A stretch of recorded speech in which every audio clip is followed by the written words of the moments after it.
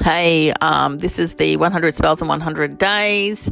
Welcome back to day 63. This is the Fool's Brew spell. Just a reminder that please only engage in alcohol if you're legally allowed to.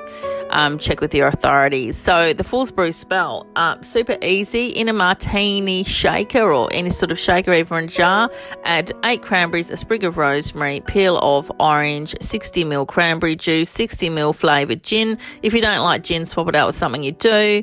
I want you to shake it vigorously, and while you're doing that, I want you to visualise your new venture, new job, new love, new business, new journey.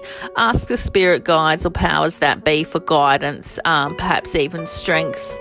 Pour and strain that into a martini glass with ice and enjoy it. It's really that simple, but remember, it's all about your intention. You must visualise what you want. See yourself getting it.